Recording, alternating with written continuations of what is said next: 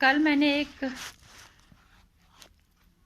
Tweet पढ़ा था पुष्पेंद्र कुलश्रेष्ठा जी का। उन्होंने उसमें लिखा था कि देश में अब फिलहाल दो ही पार्टियां बच गई, एक बिल लाने वाले और एक बिल बिलाने वाले। और मुझे ऐसा लगता है बिल बिलाने वाले बहुत ज़्यादा हो गए हैं। नमस्कार, स्वागत है आपका एक बार फिर से मेरे चैनल नंदिनी जो मैं हूं नंदिनी। देश में दो ही पार्टियां रह गई हैं, एक बिल बनाने वाले एक बिल लाने वाले, ये लिखा था पुष्पेंद्र कुलश्रेष्ठा जी ने। बात तो उनकी 200% सही है, क्योंकि जब भी मोदी सरकार कोई बिल लाती है तो सारे जितने भी बिलों में छुपे हुए बिच्छू, छिपकली, सांप, जितने की तरह भी अजगर, सब के सब बाहर आ जाते हैं हर कोने से निकल के। लेकिन अभी सिर्फ बात बिल की नहीं है, अब ये बिल बिलाने वाले मोदी सरकार की हर बात से बिल बिला रहे हैं। आप जैसे लगा लो कि आज एक हमने ट्वीट कहीं पे देखा था, कहीं पे पढ़ा था मैंने, अखिलेश यादव जी कह रहे हैं हम जो है कोरोना की जो वैक्सीन आ रही है उसको हम नहीं लगाएंगे, हम तभी लगाएंगे जब हमारी सरकार आएगी। उन्हें लगता है कि ये जो वैक्सीन आ रही है ये भी बीजेपी वालों को, इसको भी वो राजनीति से जोड़ के देख रहे हैं। और अगर नहीं लाते तो फिर बोलते कि सरकार कुछ कर नहीं पा रही, और अब ला रही है तो हम नहीं लगाएंगे क्योंकि ये बीजेपी ला रही है। उन्हें लगता है कि ये बीजेपी की वैक्सीन जो है बीजेपी की है। और दूसरी बात में एक है कि हम तभी लगाएंगे जब हमारी सरकार आएगी। इससे बड़ा मजाक क्या होगा। कहते हैं मुंगेरी लाल की हसीन सम पे। अच्छा है, देखते रहो। क्या जा रहा है सपने देखने में सो सो के। अगर तुमने ढंग से राजनीति की होती तो ये छोटी सी बात को लगा लो कि अगर वैक्सीन आ रही है तो इसे भी आप राजनीति से जोड़ के देख रहे हैं, इसे भी आप कह रहे हो कि ये बीजेपी के, हम तो नहीं लगाएंगे, हमारी सरकार आएगी हम तब लगाएंगे। और फिर आप अपनी बराबरी करते हो मोदी जी से। थोड़ा सोच को ऊंची रखो। अगर नेता ही बनना है तो काम तो बाद में करोगे, सोच ऊंची रहेगी तब काम भी ऊंचा कर पाओगे, अच्छा काम कर पाओगे। ये नेताओं के हाल है, ये हर बात में बिल बुलाते हैं।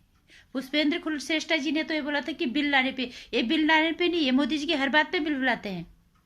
अब अगर वैक्सीन आ रही है तो क्यों मोदी जी अपने लिए थोड़ा लेके आ रहे हैं, वो देश के लिए लेके आ रहे हैं। एक महामारी ने तबाही मचा रखी है, उसकी रोकथाम के लिए ये वैक्सीन आ रही है। लेकिन इनके दिमाग में तो हर जगह मोदी जी छाए हुए, बस किसी तरह से मोदी जी को बाहर करें, ऐसे बाहर करेंगे मोदी जी को। और दूसरी चीज, मुझसे पंगा मत लेना, मैं नंगा आदमी हूँ। ये आजकल जो लोग सोशल नेटवर्किंग साइट पे या जो न्यूज़ देखते हैं उन्हें पता चली गया होगा कि ये लाइन किसने बोली है। ये लाइन बोली है शिवसेना के जो प्रवक्ता हैं, और जो इनका जो समाचार है, पत्र है, कुछ है, उसमें भी वो एडिटर है क्या, जो भी है इनके प्रवक्ता है। मेन तो उनके संजय राउत, शिवसेना के जो प्रवक्ता के तौर पे हम उन्हें जानते हैं। और ये लाइन है उनकी, शिवसेना के प्रवक्ता संजय राउत जी की, मैं नंगा आदमी हूं, मुझसे पंगा मत लेना। किसने बोल दिया आपको लोग नहीं जानते कि आप नंगे आदमी हो? आपको अपने मुंह से बोलने की जरूरत क्यों पड़ गई कि मुझसे पंगा मत लेना, मैं नंगा आदमी हूँ? हम देख चुके हैं, सारी दुनिया देख चुकी, पूरी देश देख चुके, महाराष्ट्र की जनता देख चुकी है। इससे ज्यादा आपको बोलने की जरूरत ही नहीं है कि मुझसे पंगा मत, तो मैं नंगा आदमी हूँ। अब ऊंट पहाड़ के नीचे आया ना, जब खुद के घर पे बात आई। तुम कितने नंगे आदमी हो, ये सबको ये छुपी हुई नहीं है, ये बताने की जरूरत थी नहीं। अच्छा वो अपने अपने मुंह से ही ये चीज स्वीकार कर लिया कि मुझसे पंगा मत, तो मैं नंगा आदमी हूं। हत्यारे से लेके बलात्कारी तक को पनाह दी है आपकी सरकार ने। कंगना राउत से लेके अर्णव गोस्वामी तक के ऐसी तैसी कर रखिया। हर उस इंसान के खिलाफ आपने उनके पीछे, अब उनकी जान के पीछे पड़ गए जिन्होंने सच्चाई की लड़ाई लड़ी है। आप बोलते हो मुझसे पंगा मतलब मैं नंगा आदमी हूं, ये तो हमें पहले ही पता था, आप अपने मुंह से बोल दिया। अब जब तुम्हारे घर तक बात आई तो बिलबिलाने लग गए। वहां पे भी फिर बोल रहे कि ये बीजेपी वालों की हरकत है, हर बात पे बीजेपी है, हर बात पे राजनीति। खैर राजनीतिक लड़ाई झगड़ा तुम लोगों का अलग है, लेकिन एक आम नागरिक होने के नाते जो हम देख रहे हैं, तुम्हारे बराबर नंगा आदमी यहाँ तो क्या, मुझे नहीं लगता कि पूरी दुनिया में भी होगा। पूरी दुनिया ये चीज देख रही है कि चुनी हुई सरकार बलात्कारियों को और हत्यारों को पनाह दे के बैठी हुई है और उनको बचाने के लिए किस हद तक जा रही है। हम हर बार कहते हैं कि अपने कानून की हम इज्जत करते हैं, वो बात अलग है, इस पे कानूनी मोहर नहीं लगी है। सबको पता है किसने बलात्कार किया, किसने रेप किया, किसकी हत्या हुई है, कितना कुछ छुपा रहे हैं, क्या कुछ हो रहा है, सब जानते हैं। तो बताने की जरूरत तो है ही नहीं। तो इसलिए जो ये बात कही है कुलश्रेष्ठ जी ने कि बिल लाने पे ही बिल बुलाने वाले हैं, बिल लाने पे ही बिल बुलाने वाले नहीं है, ये हर बात पे बिल बुलाने वाले हैं। इन्हें हर बात पे दिखता है कि इसमें राजनीति है। ईडी ने अगर छापा मारा है तो ईडी काम करने के लिए बैठी है वहां। ईडी ऐसी नहीं बिठा रखा है सबको। वो बात अलग है कि आपको चुन के नेता के रूप में भेजा है और आप किस तरह का काम कर रहे हो, ये आपने पूरी दुनिया को दिखा दिया। एक चुनी हुई सरकार क्या करती है ये आपने दिखा दिया सबको,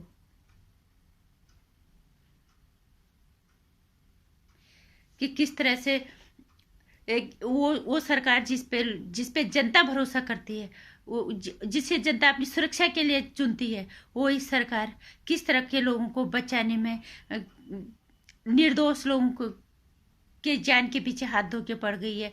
और वो लोग जो सच्चाई के रास्ते पे हैं, जो लोग जिनके साथ अन्याय हो रहा है उनको न्याय दिलाने के लिए अपनी जी जान लगाए हुए हैं, आप उनके पीछे पड़े हुए हो।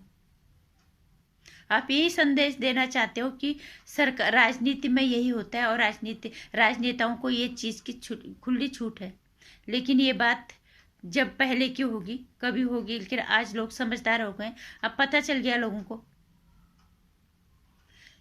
छुपा हुआ तो शायद पहले भी बहुत कुछ होगा, लेकिन खुले आम नंगापन क्या होता है ये आपकी सरकार ने दिखाया है। अब आप बोलते हो मैं नंगा आदमी हूँ, मुझसे पंगा मत लो, बताने की जरूरत है ही नहीं। हमें तो बताइए, आप नंगे, आपके पूरे जो आपकी शिवसेना ये नंगे हैं, पूरी सरकारी नंगों से भरी पड़ी है। किसी एक ने भी आवाज नहीं उठाई मानवता के लिए और अपनी जिम्मेदारी के लिए कि एक नेता की जिम्मेदारी क्या होती है। जनता ने हमें चुन के भेजा है, हमें न्याय देने के लिए, हम न्याय की बात करनी चाहिए। और आप बोलते हो मैं नंगा आदमी, ये बताने की बात नहीं, कुछ और बताओ। बताना है तो ये बताने की जरूरत बिल्कुल नहीं है। और अभी हम और देखेंगे ये राजनीतिक पार्टी और कहाँ कहाँ बिल बुलाते हैं। ये सिर्फ बिल लाने पे नहीं बिल बुलाते, ये सारे हर चीज पे बिल बुलाते हैं। और एक बात तो सही है, सिर्फ दो ही पार्टियां, एक बिल लाने वाले, एक बिल बुलाने वाले, और बिल बुलाने वाले ही ज्यादा हैं।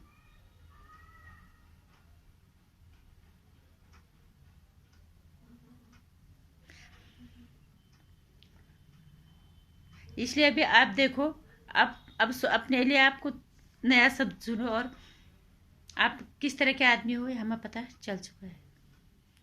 नमस्कार। संजय राउत की इस बयान से आप कितना इत्तेफाक रखते हो? क्या लोगों को पता नहीं है ये नंगा आदमी है? सब जानते हैं ना, आप भी जानते हो। अगर नहीं जानते हो तो जानो, मेरी वीडियो को शेयर कर लो ज्यादा ज़्यादा और लाइक कर देना, चैनल को सब्सक्राइब भी कर लेना। आने वाली वीडियोज़ की जानकारी मिलने के लिए आप यहाँ पे घंटी आइकन को प्रेस कर लेना। नमस्कार।